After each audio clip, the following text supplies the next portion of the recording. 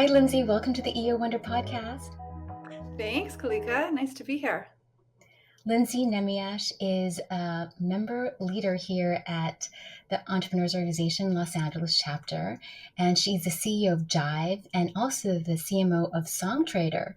She was recognized as one of the 100 most powerful women by the Financial Post and also Enterprising Woman of the Year, top 40 under 40 by Profit, top female entrepreneurs and ambassador to UN for women's entrepreneurship. And she helps companies create financial and social impact in the brand and entertainment industries. It's so great to be with you. Thank you. You too. So, how's life been? It's been a couple of years. I mean, we saw each other at an EO event early this week, which is phenomenal. I haven't seen you in years. How have you been? How's life?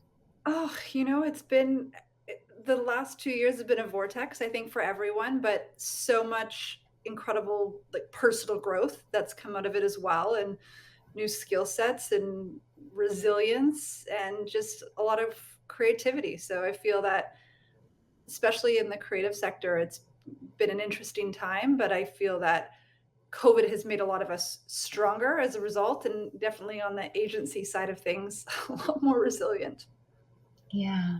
So you just recently shared that your company was bought last year. Is that right? Yeah, so exactly. So, a lot of people go through different interesting times during COVID, and we went through a transaction as well. So I've had the agency for 12 years. So there's been a transition process. I'm still running it and managing it day to day. But yeah, we did an exit during COVID as well. Wow, wow, wow. And I just found out that I know the, the CEO of Songtradr, Paul Wilshire, and I really good friends with his wife, Victoria, as well, too. How did that happen? How did you guys meet? Such a small world. You know what? We were connected. They were a client, so they were one of our clients. We were doing all of their PR, digital marketing, social media, and all of that. And we've been working with them for a couple of years, and then it just morphed into an acquisition. And it's an incredible company. They're growing so fast, doing a lot, transforming the music industry, and they've got some really cool tech and data behind. So it's an exciting next chapter to be doing something different. I know it's really rounded because I'm one of his advisors too. Like, so it's just, but after COVID, like we just haven't really, kept in touch because everyone has sort of been really isolated. But it is so nice that we know mutual friends and that you're really succeeding in this space. And when we met, I think you joined EO, a couple years ago. You were pretty pregnant. You're about to give birth. I think I was due the next day. I was very pregnant when I met you. Yeah, it was so great to be able to see someone so beautiful and so pregnant and at this, I think it was a trend event. I think that's with Sparks and Honey. That was an event that I think that's where we saw each other. And now your child is 4 years old. How's that been, being Oh a my God. mom and an entrepreneur? Like the best. I feel like I mean, he's at the cutest stage. I know everyone says every stage is so cute, but four, he's just got full personality, full of sass, full of cuteness, things that come out of his mouth. It's a pleasure to be able to watch. And then also getting to see your traits come out through them. Like I'll see something my husband does. I'm like, oh my gosh, or I'll see something I do. And yeah, but just seeing how smart they are and so clever and just forward thinking. And yeah, it's been fun, and during COVID, it's been fun as well because we've had more time, right? Usually, I'd be dropping him off at daycare and then racing to the office, and now you can do drop offs, you can do pickups, you can. It really gives a lot more time back with the family. I know I felt the same way too because I never, saw my kids, and then I was having lunch with them every single day, which was such a joy. How old are your kids now? Uh, my kids now are 13 and 15. One of them just turned 15. She's a sophomore at Harvard Westlake, and the other one's eighth grade. But yeah, that was really nice to spend some time with them. Yeah, yeah. See, so lots of silver linings to everything. Yeah. So there's a lot of entrepreneurs that are listening and wondering whether or not entrepreneurship is a good good path for them, because we all want to be able to have that family life. We all want to be able to raise happy, healthy families. What do you think makes a difference, as an entrepreneur, to make it happen? I mean, I always say, like, you can't decide you want to be an entrepreneur. Like, it needs to grab you, right? Like, you need to be moved into entrepreneurship versus saying, "Oh, I want to be an entrepreneur." I mean, yes, you can and want that, but it's not something I feel that you decide to become. It's something that becomes you. And there's just no you have no other option. Like, you have to create this idea, or you have to push this thing forward. And that's really what for me is just I knew that I needed to do it, and I was going to do it because I had no choice. Like, I just the thought of not doing what was in my head was just it wasn't even an option. Yeah, no, I completely agree with that. Definitely having that purpose and their passion, but there are some stats, like there are 15 million male entrepreneurs in the US and only 12 million female entrepreneurs. So there are about 3 million women entrepreneurs that are probably holding themselves back. Why do you think that is? Maybe not having the right just access to people who've done it before. Like, if you have a model of possibility, it's easier to you're like, "Oh, you know what? Okay, I'm not really an entrepreneur, but I have this idea." And this one as well, like, didn't start off saying she wanted to be an entrepreneur, but she had this idea. And so you see that model of possibility, and then you just take slow steps and keep going. And I think, like, even if you're working full time, start something a little bit on the side so you have a bit of a side hustle going, and you can see if you think it's right for you, because it's also not everyone's appetite. Like, not everyone wants to not have a paycheck for a while and go on faith and trust that it's gonna work out. So if you're not fully gripped by it and you want to tiptoeing's okay as well. It's just follow someone who's done it in a similar way. So how did you get started? Take us back 12 years ago when you were starting your business.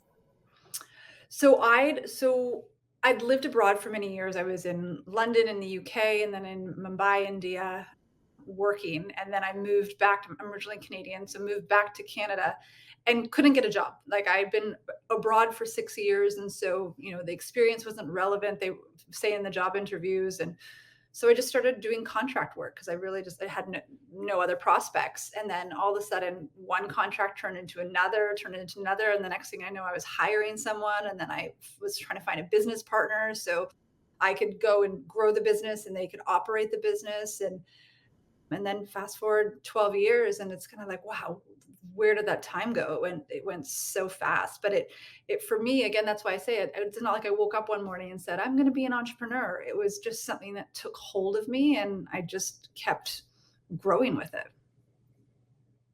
And how has the journey been so far? Oh, amazing. Like, you have your ups and downs, and the grass is always greener. It's one of those things, like, you think, okay, I just need to get to my first million, and then things are going to be good. And you get to your first million, you're like, okay, I need to get to my second million. And then you get to your second million, like, okay, I need to sell. Okay. And then you sell, and then you're like, okay, and you're like, oh my gosh, it's like this constant, you're just moving the bar of what you need to do. But also, I don't necessarily look at that as a bad thing. People are saying, oh, you never celebrate your successes. You're just moving. I do celebrate my successes, but I'm just growing. Like, I'm continuing to grow. So it's not a bad thing that you're looking for the next thing at the next once you've hit that marker. It's if you're not growing and evolving, like, what are you doing? So for me, it's just following that path and following that notion, but always, like, saying to entrepreneurs as well, like, be ready for the emotional impact of achieving your goals, because there's something to that as well, right? Like, just you're going to exit, you're going to sell your company. That people are like, that's the Haley mark. Well, that does a lot to your identity and your self-worth and everything that was wrapped up in it, and you have to be ready for that hurdle. And then you want to start a new business. Okay, great, now you're going to go from scratch again, or are you going to buy a business that already has cash flow? And so it's constantly pushing yourself to grow, and I think that's exciting. Yeah, I think entrepreneurship is one of the most exciting things that anyone can do, because every single day there's some type of obstacle, there's some type of opportunity, there's some type of challenge, there's some type of interesting, event that happens, especially when you're a part of EO. But also as part of EO, we're part of EO because, we want to be able to have some type of safe space so that we can share our struggles. Is there any struggle or obstacle that you can share that you learned from that you can share with our audience? Yeah, I mean, like this, there's so many struggles and there's so many obstacles. So it's like choose one. But I think the one that I'm going through right now, and I can just talk to it because I'm in the middle of it, but is that transition from being an owner to working for someone else, changing out of your role, and that loss of that identity, and but that figuring out where your core values sit, what you want to do next. And I mean, there's no textbook that prepares you for that. That is, it's like getting a divorce. It's it's an emotional shift that you're excited for, but when it actually comes, like having the right tools to do that. EO has been great. I've joined different industry forums that are geared towards that space. So there's a transaction forum that I'm a part of for people who either are planning to or have just sold their business.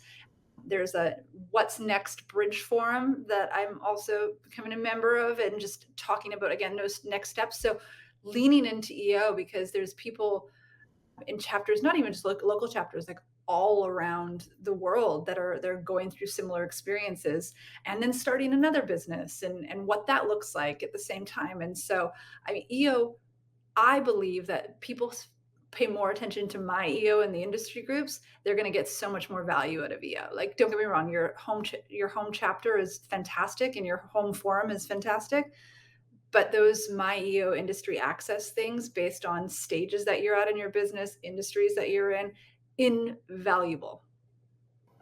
Absolutely. I completely 100% agree with that. And what's great about my EO, it's something that was established, within members. So it's not something that's like top down, like here's what global says we should do. Like, and as entrepreneurs, of course, we're going to make our own way and your own path. You So do a lot of stuff with my EO too, right? Like, you've got the my EO Mindful Parents group, which is fantastic. yes, and I'm trying to start a Toastmasters group. We'll see how long that goes, because I think EO also has that global speakers series as well, which I think is really phenomenal, because I think that one of the skills that entrepreneurs really need to have is learning how to speak well, in front of others, but you certainly have. So yeah, there's a lot of things of transitioning from being the person that gives the orders to selling it, and then also being sort of under.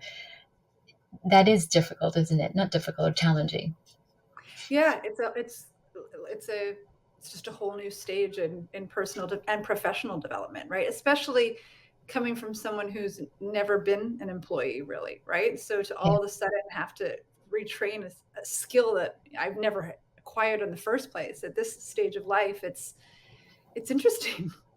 Yeah, I can definitely imagine. I think that one of my friends was just like, "Would you ever go back and get a job?" And I'm just like, I don't even think that that's even ever. I don't think that would ever happen.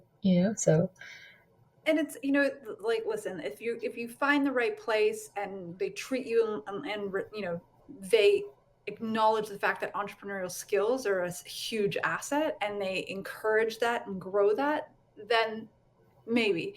But you have to find a place that's able to see the benefits to what an entrepreneurial mindset brings.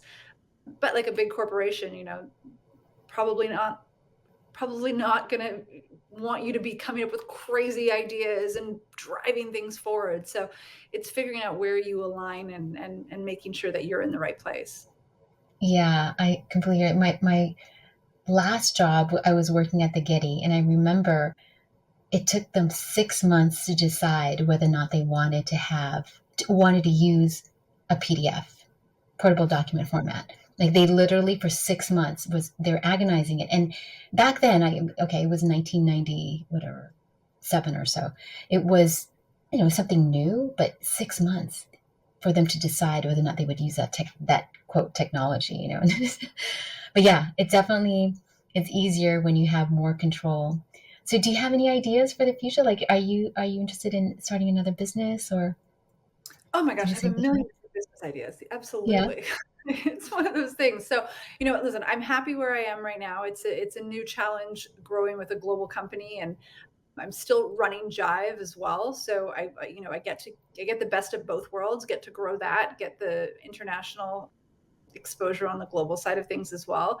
But yeah, I mean, there's not a day that goes by where I'm like, oh, I could do that. Oh my gosh, this is better. But what I'm really interested right now is actually like looking at businesses that are already existing and buying them and scaling them versus doing it from scratch, because I feel that there is, you know, especially now having gone through what I've gone through, you know, 12 years of growing a business, I feel like I could find a business that already has cash flow and improve it and do and yeah, scale it a lot faster than necessarily going from scratch again with something new.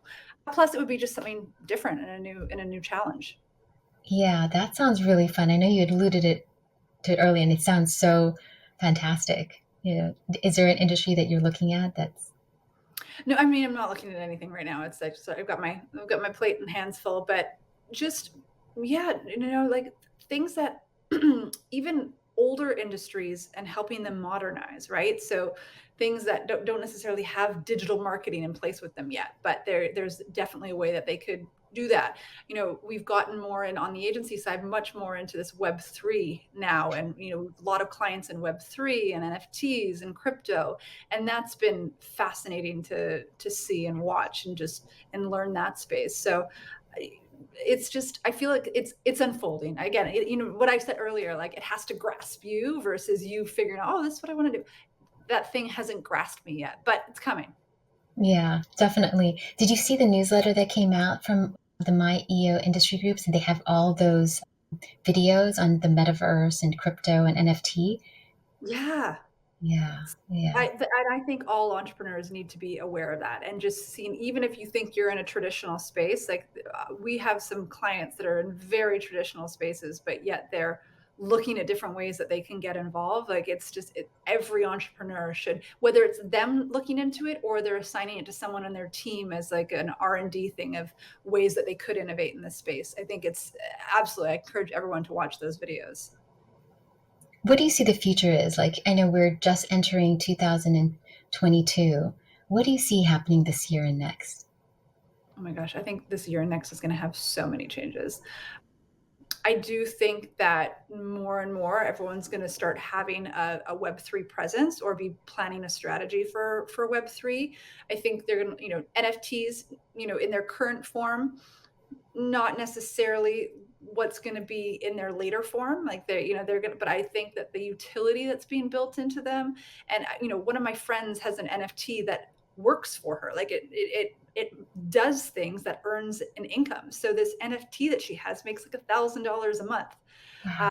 So that, like, I feel like that space is going to continue to evolve and adapt. Not necessarily, I mean, the digital art, yes, wonderful, but that's just based on value that people are giving attributing to it. But the actual utility that can be built into some of these smart contracts is what I think is going to change everything. It's going to change branding. It's going to change marketing. It's going to change traditional industries.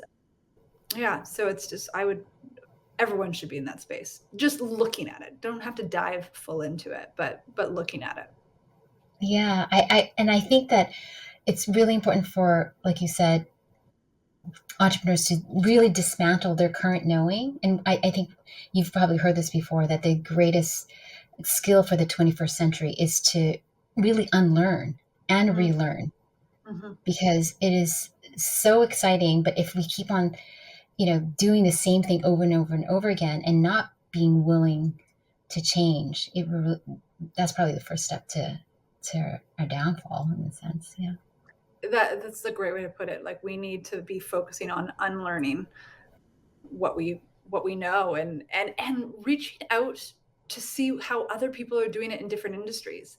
Like I feel that sometimes, myself included, I get so siloed in my industry, in my little zone, that if I would just look to like the hospitality industry or the finance industry and see what's happening there, there's things that you can glean and bring over. So it's borrowing. Like I think people need to Yeah. borrow ideas a lot more. Yeah, yeah. So like you take a look at the airline industry and see like, oh, how do they onboard clients so fast? Or like the travel industry, like that was decimated, a couple years ago. How are they recouping? Like how are they making it more efficient? Yeah, Yeah. for sure. Yeah, I think so. There's so much there. And that's again the nice thing about like my EO is you can join these other industry groups and just see how they're applying things into their industry that you could then apply into yours. Yeah, and I love that EOers are so willing to share, within this safe Yes. space. Yeah, Yeah. like how they did it, a couple years ago, EO brought over, I don't know if you know Bo Burlingham, but he wrote this book called Finish Big.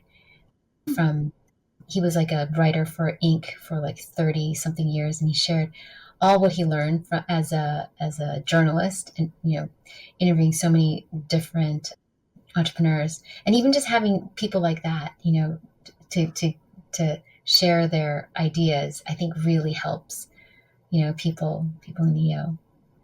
Yeah. Completely. And yeah, like the access that we have to speakers right now, right? It doesn't have to be your own chapter speaking event, but the nano learnings or being able to join a Zoom from, EO Texas or whatever it might be. Like that's just that like there's so much good content. And another thing is like sorting through it and finding the things that are relevant for you so you're not just always on Zoom calls. But I think what I've done is I've said that at least twice a month I have to be doing some sort of learning event through EO, whether it's through an online chapter or in person. And that's manageable and I'm get and different ideas. So not the types of events that I would normally want to go to, like something that's different.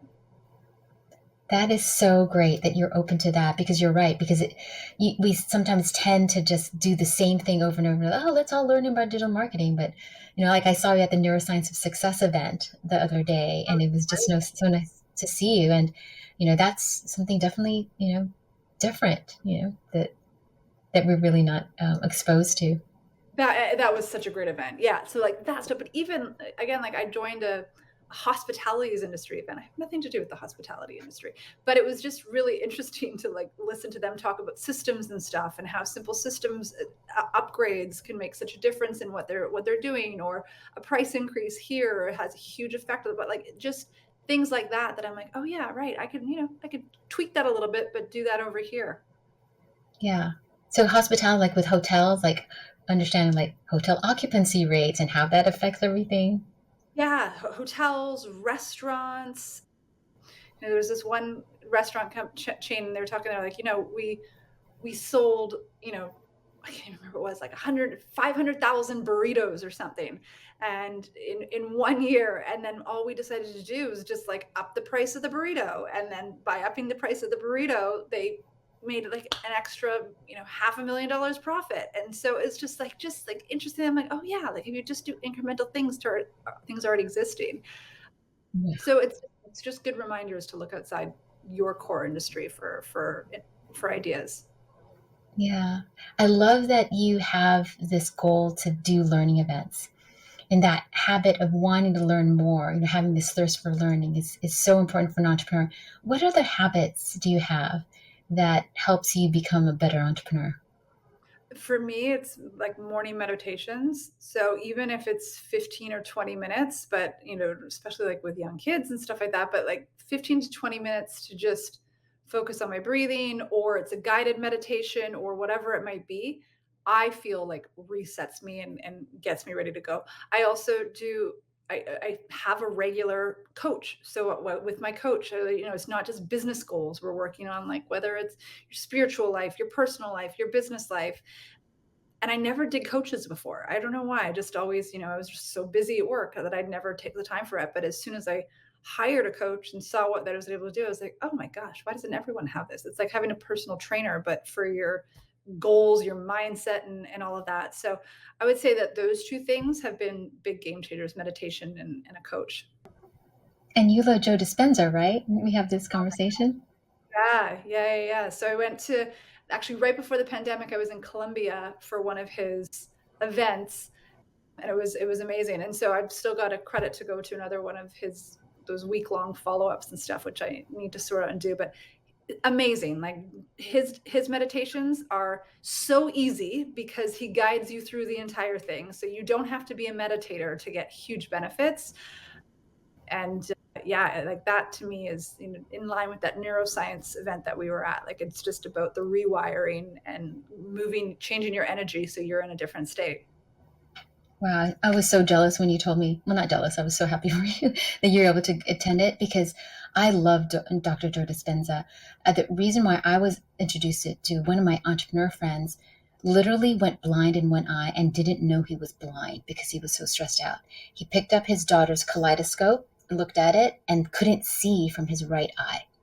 And then from there, he was just like, how can I fix myself? He found Dr. Joe Dispenza because, the story is, you probably could share the story how he was run over by a truck when he was doing this triathlon, and he was able to really put himself back together basically through meditation. He was able to heal himself through meditation. And so he went to Dr. Joe Dispenza's events and he healed his eye. Like he's able to see now. And that's how I got introduced. How did you get introduced to Dr. Joe Dispenza work? You know what? Another entrepreneur friend of mine who was reading his book Becoming Supernatural and just said, you just got to read this. Like you just got to see that the shift. And he'd approach it from a health thing. Like he'd come with some sort of health condition to it, and was able to really, similar to you from the blindness and stuff like that. I can't remember what his health condition was, but something that he was able to heal through meditation. I'm like, well, if you can heal health through meditation, like I can certainly like upgrade my mindset and work on those things. And what fascinated me when I started going to Dr. Joe's courses and reading the books is they use health as the barometer. So they'll use like cancer patients, or like they want the things that are like medically diagnosed versus just an entrepreneur who's like trying to get ahead. And they will show like pre-meditation, post-meditation, and what happens in the changes in their blood levels, like it's, you can't be a non-believer after you see the data and the science laid out. So for me, it's just like if that works on that aspect, you certainly bet it works on the mental aspect as well. Yeah. Have you read his other books? Like, what was the placebo? Placebo effect, and Yeah. yeah, I've read a couple of them, but I did think that Becoming Supernatural was one of the better ones that I'd read. Yeah. I love his morning and evening meditation. I don't know if you do that. Maybe because they're short, because some of his Yeah. can be really long. Like, I do 30-day challenges for myself. And 2 years ago, I did a 30-day challenge in January that I did one of his long meditations every single day for a month. It was like the 90-minute meditation. And it was a challenge, but I did it and it has huge results. But it's hard to find 90 minutes every morning to just meditate. So those morning meditations are great. It's like 15, 20 minutes and sets you up. Yeah. Yeah. I mean, I love doing them as well, because it really makes you concentrate, like when he's just like suck up the air like as if it's a straw, like it takes your entire body, like you basically are using your body as an instrument for meditation. I think that's how he describes it, to be able to have this insight. But I bet you that really helped you during the time that you were doing it regularly. Oh my gosh, that was Yeah. like game changing.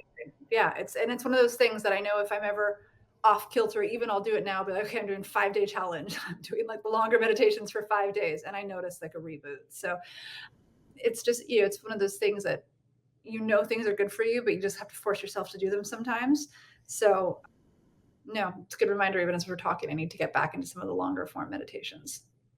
Yeah, or maybe do a retreat.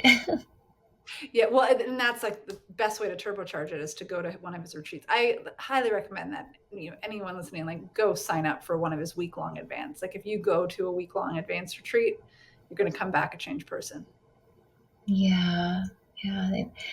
I heard that when he was doing one of his meditations that bread actually came from, did you hear about that actual Oh, like Italian, like warm Italian bread actually like came into his head, like he was actually thinking about it and it came down. Like, wow, that's just probably on next level. I oh would my like gosh. that. Wow, that's okay. Interesting. Meditate. Way to get bread. Uh, unless you're gluten free, then then it's a problem. Yeah. Oh my gosh. So you said meditation, always being willing to learn, and what was And then a coach. I think like that's something that I've done differently in the last little while is actually having a coach. And that's been transformational too, just to have someone to bounce things off of. And you want a coach who's worked with leaders and entrepreneurs before, because that's a different mind. It's not like a life coach. It's more of like a full 360 business, personal, spiritual, all of that coach. And that's been, I mean, I just never even knew that it could be so useful. I think I had a negative connotation towards coaches of, people who like can't figure it out, like a job they decide to coach. And that was like really unfair of me, especially when you find, I mean, listen, you have to be careful because there's a lot of coaches that might not be the best fit for you out there. But when you find a coach that's a good fit, like, wow, what a game changer.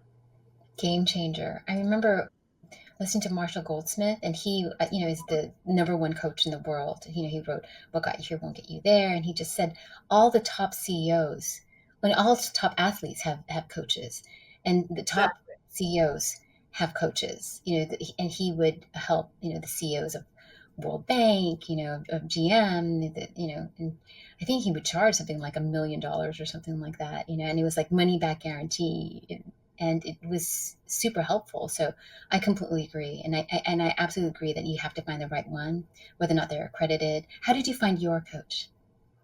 Just through my network. Like I've been other entrepreneurs and leaders, and she'd come really recommended, and she was what I needed at the stage that I was at. And so I think those are the best ones. Like I wouldn't go on to Google and like search for a coach.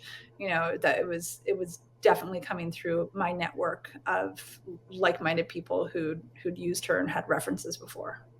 Yeah, no, I completely agree. I'm also getting credited for entrepreneur coaching, and so that's something that I've been really, because I've been quote coaching apparently for like the past 10 years, but then I realized like, oh, I haven't really actually been accredited. Like, let's actually try to actually have a formal process. And so Is it just like a general coaching accreditation, or what type of program is that? it's from the Academy for Coaching Excellence, where Oh, yeah. the signing, it's through the International Coaching Federation. Like you sign like these ethics forms and things like that, and you actually go through a program to realize like Oh, what coaching is really all about. Rather than just sort of just calling yourself a coach, like you were just alluding to yeah. as well You too, because there's actually a lot of that. I mean, in every industry, there's a lot of self-proclaimed experts, right? So it's really figuring out the people who've been trained. Because also, yeah, coaching is like, it's really easy to tell people your opinions and what to do, but that's not coaching. Coaching is Yeah, helping people, get to it on their own and just guiding. that's exactly right. Yeah, yeah. That coaching is definitely not saying to another entrepreneur like this is how you should do it, because who wants to be told what to do? It's for you No, to be able to discover your own answers and be able to and have the we all tools. have the answers. Like that's the Yes. thing. We all know what's best for us. Like it's just a matter of being able to like create enough silence to hear it. Yeah. And also have someone that can listen and hear the truth about who you really are and show up for the truth of who you really are. Someone who's loving, kind, and And blind spots. hardworking. That's the Mm, key is we need to, I feel like I'd love to find like a coach who specializes in identifying people's blind spots, right? Like that's the key, because those are the things where you think but then if it's not really your blind spot. So that's another interesting area that I'm looking into a lot more. And actually, Tanya talked about it a little bit at yes. the event as well. That blind spot theory. Yeah, she actually has a lecture, a workshop on breaking through your blind spots.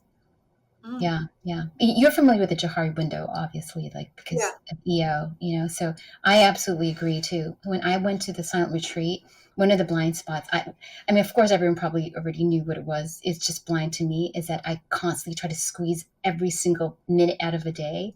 So when I was at the silent retreat, I remember a Dharma talk was about to start in like 9 minutes, and I would just tell myself, well, I could probably get, 500 steps, by going back and forth in 9 minutes, like I'm trying to squeeze in. And that's a blind spot, right? To be able to see like, why are you trying to squeeze in some random thing? Like, why? You know, have you just what blind spots have you discovered for yourself? Well, it's like just like you're like, everyone knows that that would be a blind spot of you, but I think like a part of the problem for me is like a lot of entrepreneurial nuances are my blind spot, but like that's just built into who I am. Like, like my husband will say, like, you're all like the first thing you do is like emails. Like you just are always wanting to get clear through my emails. And I'm like, I know that is that a blind spot? So I'm still working on figuring out exactly what my blind spots are. But I would say that I'm aware of some of the things that I do that are wrong or not what I should be doing. But I want to do more work on discovering what more of them are. I'm sure like my husband could tell me a million things that he thinks are my blind spot, but like actual blind spot things. Yeah, yeah. I think that once you have that realization, for me, when had that realization, it because life is a hologram. So whatever you do little, you actually do really, really big. Another blind spot that I found when I was at the silent retreat was there's this one girl at the very front, as we were integrating back into actually speaking, and they allowed people to ask questions. And there was this girl in the front who kept on raising her hand, small Asian girl that was 12 times she raised, and no one called on her. And I was getting pissed, like while I was in the silent retreat and thinking, why isn't anyone calling on her? She's right there in the front. Can you not see her? And I wanted to like stand up and write a note and like up in arms. And then I realized, like, again, blind spot. It's just like, why? That's her journey. Like, leave her alone. Like, why do you have to be the one to quote save her? That's her. Just let her be. And when I realized that, and then you take yourself 30,000 feet above and start looking like, where else in my life am I trying to save someone who doesn't really need to be saved? Like, just butt out, Kalika. Like, just get out of the. Why? Like, Sounds like it was a very beneficial silent retreat. yeah, it was really, really helpful. It was great, to be able to, just like we were saying earlier with coaching, to have that silence so that you can actually have that space to think, you know. Yeah, take Yeah, that time. So important to take the time. yeah, yeah. It was really, really powerful. Yeah. But definitely breaking through blind spot. And the fact that you're actually pursuing that shows that you're really, trying to improve, because a lot of times as entrepreneurs, we sometimes think like, oh, everyone always comes to us for the answers. Everyone wants, I have to know it all. But, you know, Yeah. And one of it's interesting. It's like almost goes in counter of that of like constantly trying to be the best. But I was doing this thing and my husband's like, God, you order so many books on like personal growth and business this and becoming better at this. He's like, what does your bookshelf say about you? Like that, like it's just like constantly showing that you like, and I'm like, oh my gosh, that's so interesting. Why don't you have books of like amazing places that you want to go and like beautiful like picture? And I was like, yeah. So I've gone on a whole book purge cleanse diet and gotten rid of all of those like 5 hacks to this, 3 hacks to this, and just focusing on just being in a different mindset and energy, and it feels good. what books are you getting now? Are you buying now? Well, I just got like beautiful coffee table picture books of just different places. This one fashion book about just like couture fashion houses and stuff like that. And just I normally never buy those type of things. And I'm just like, yeah, that's what I want in my life. A little bit more aesthetics, just like inspirational travel, food. I've got this wonderful book that's like cuisines from all around the world and the communities that enjoy them. So it's like yeah. So that's my current kick that I'm on. But that's so nice because I think one of life's energies is enjoyment, and as entrepreneurs, all we do is work or else, although it is enjoyable for us to do that, but being able to have that joy and that enjoyment because that food, fashion, travel sounds like you're Exactly. enjoying. Yeah. Do you have any Yeah. travel places that you want to travel to this year? I mean, it's always been on a bucket list for to do an African safari. So that's we want to do that as a family. We want to wait till our son's a little bit older, so that might be in the next like 2 years. But my husband's from Europe. I'm from Canada. We just want to get back and see family a lot more because we weren't able to for a couple of years. So we've got a Europe planned trip in September. Oh, where? Where in Europe? So Stephen's from Switzerland, but we have a place in the southwest of France. So we'll be back in the southwest of France, which is just, it's like a stunning area in the Les Landes district. Just the food is so good. And he's a Oh big my, surfer. So there's a really good surf beach there. oh my gosh, that just sounds like a dream. When you're gonna go? September. Oh wow, wow, wow, wow. Right before the your son goes to school? I guess. Yeah, we'll pull him out of school for the first few weeks just because it's such a nice time to be there because the tourists has all left Yeah. in August. So and the weather's still nice. So we'll just pull him out of school. Yeah. So everyone listening, see what entrepreneurship can bring you, freedom and flexibility. Yeah, exactly. Thank you so much for spending so much time with me.